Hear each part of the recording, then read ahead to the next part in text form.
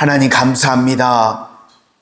오늘도 세상의 많은 사람들 가운데 주님께서 택하시고 거룩하게 성별하시고 이 새벽의 자리에 불러주신 주의 백성들, 주님 앞에 나와 기도함으로 주님과 동행하는 인생 살아가게 하여 주시니 감사를 드립니다.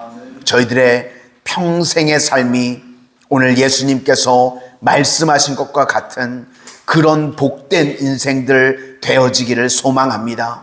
나는 안 되고 안 되는 인생이지만 그래서 주님 앞에 눈물로 기도할 때에 주가 일하심으로 말미암아 완성되고 해결되고 복받는 인생들 다 되게 하여 주시옵소서. 오늘도 주의 백성들, 주님께서 손가락 올려주시는, 주님께서 인정해 주시는, 주님께서 높여주시는 인생들 다 되게 하여 주시옵소서.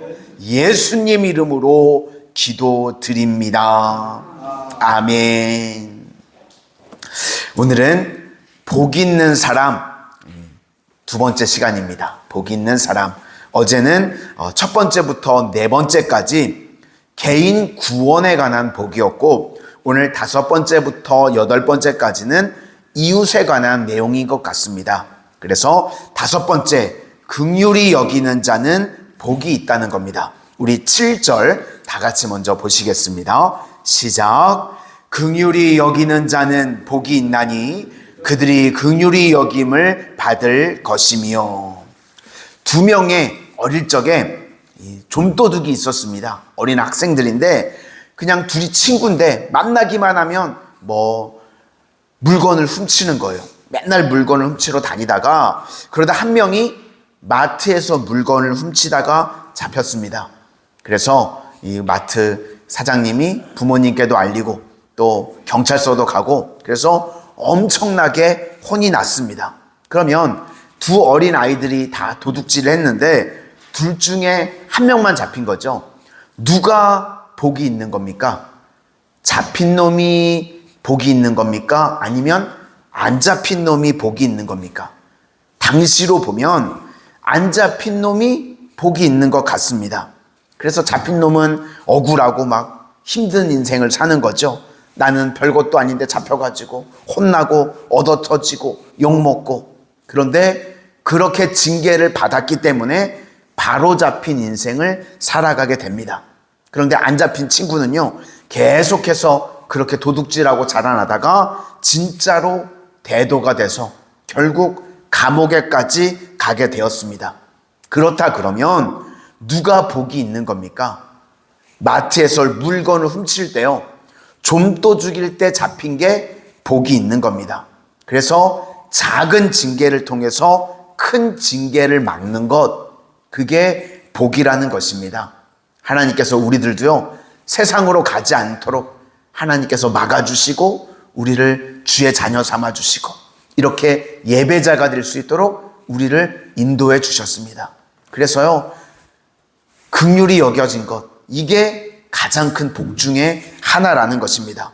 그러면 이렇게 긍휼히 여김을 받은 우리가요, 다른 세상 사람들을 살아서 너희들 똑바로 살아 이렇게 말할 수 없다는 겁니다. 그죠? 사실은 원래는 다 똑같은 사람들이었습니다.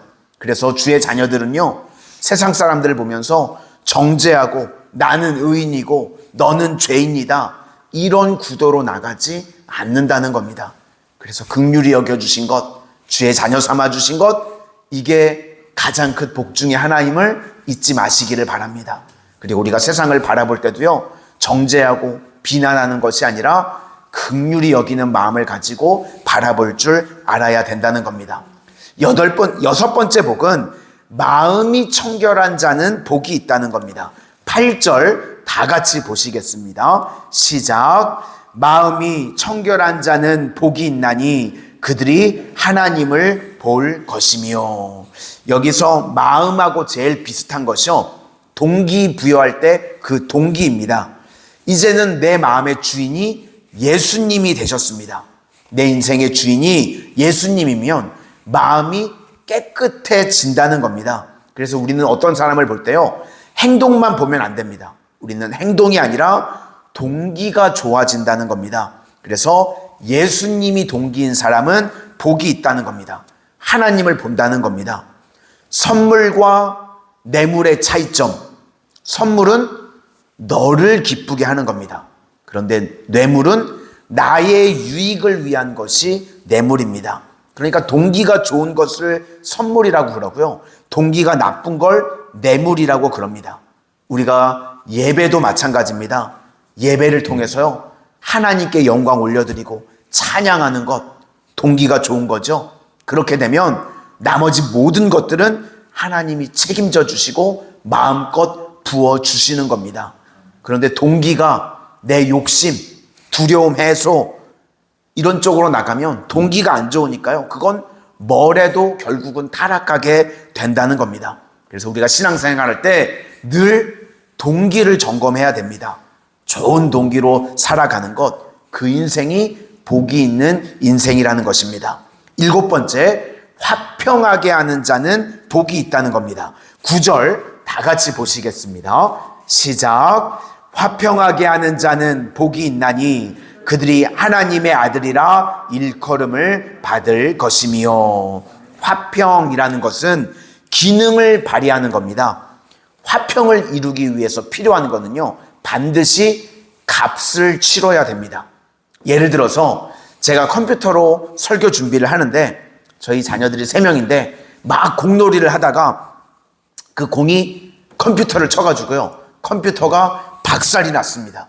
그러면 이 문제를 해결하려고 그러면 방법은 2가지죠. 피해자와 가해자가 있는데 가해자가 가서 사주는 방법이 있습니다.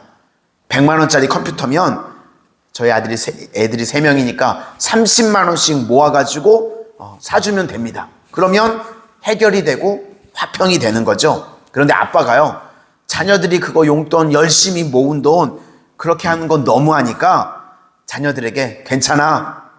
그러면 괜찮은 건가요? 괜찮은 거죠. 괜찮은 건데 그 값을 누가 치러야 되죠? 제가 치러야 되는 겁니다. 그 100만 원을 주고 사야 되는 거죠. 그러니까 누가 값을 치르든 그 값을 치르는 것입니다. 내가 죄를 지었습니다. 그런데 성경을 보니까 죄의 삭은 사망입니다. 내가 값을 치르면요, 내가 죽어야 됩니다. 내가 지옥에 가야 됩니다. 그런데 우리가 그럴 수가 없죠. 우리가 책임질 수가 없습니다. 그래서 예수님께서 대신해서 십자가에 죽으신 겁니다. 그래서 화평하게 하는 자는 하나님의 아들이라 일컬음을 받는다는 겁니다. 우리가 피스메이커가 된다는 거는요, 뭐 웃고 다니고 좋은 말 하고 다니고 그게 피스메이커가 아니라 값을 지불하는 사람이 피스메이커라는 겁니다. 우리는요, 하나님 앞에 은혜 받아서 내가 값을 치르는 인생이 되는 겁니다.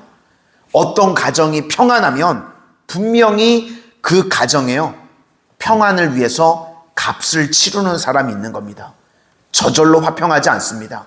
만약에 교회가요, 깨끗하다고 그러면 저절로 깨끗해진 거 아닙니다.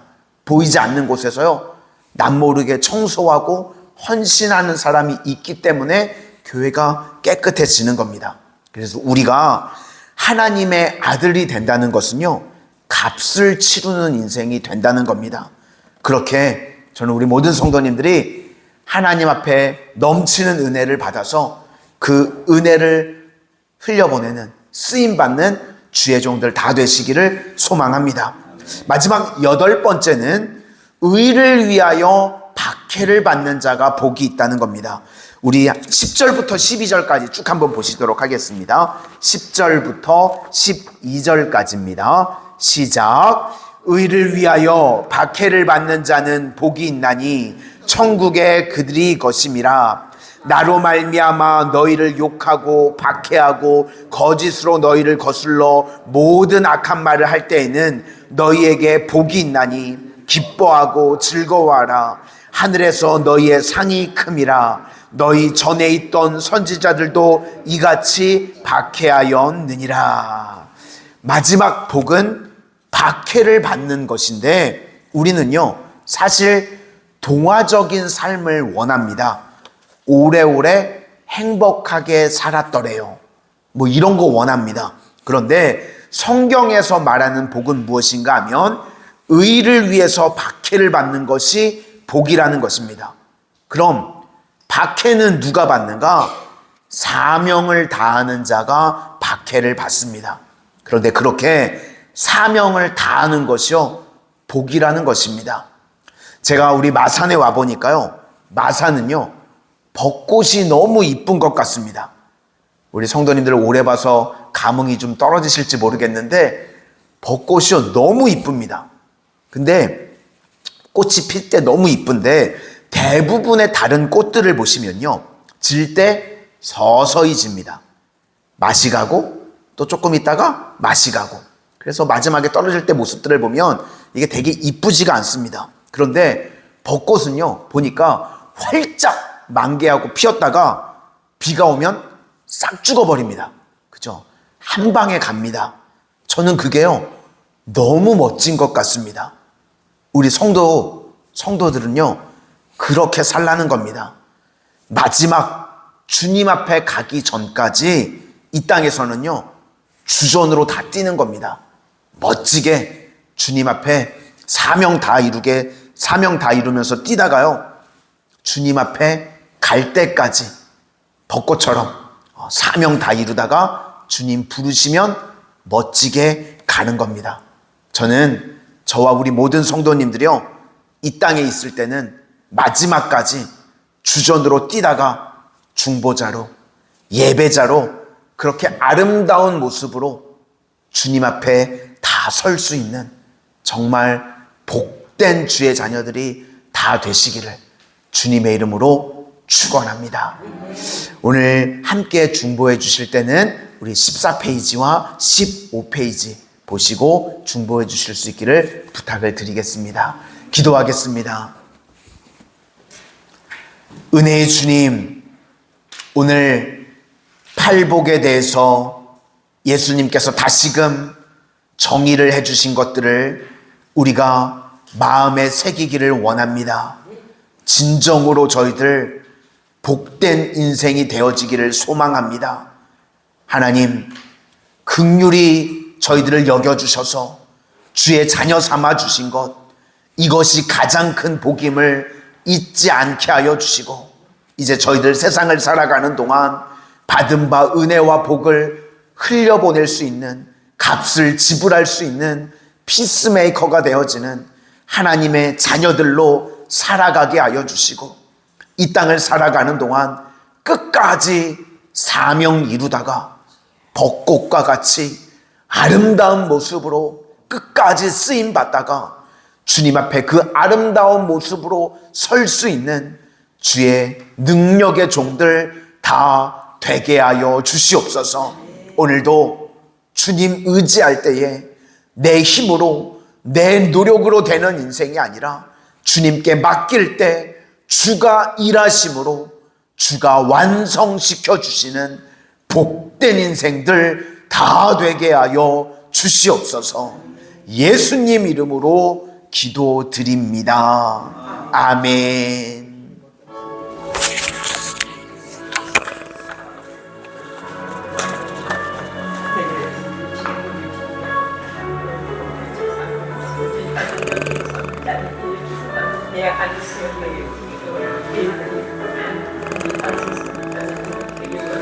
오늘도 새벽을 깨우치고 주의 기도와 기도를 주의했어. 하나님 복 주시기를 원합니다. 하나님 앞에 눈물로 기도할 수 있는 것밖에 없지만 그렇게 맡기고 의지할 때 주가 일하시고 완성되어지는 은혜를 보이게 하여 주시옵소서. 하나님, 저희를 먼저 주의 자녀 삼아 주셔서 긍휼히 여겨주셔서 오히려 세상 사람들을 바라보셔서 긍휼히 여기는 마음으로 그들을 예배자를 이끌 수 있는 하나님 전도자들 주의 제자를 다닐 수 있도록 사용하여 주시고 하나님 저희들 끝까지 사명상 나가는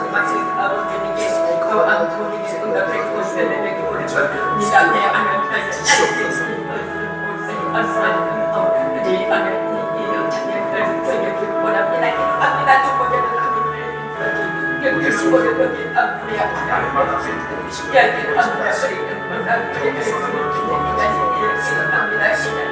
우리 전체로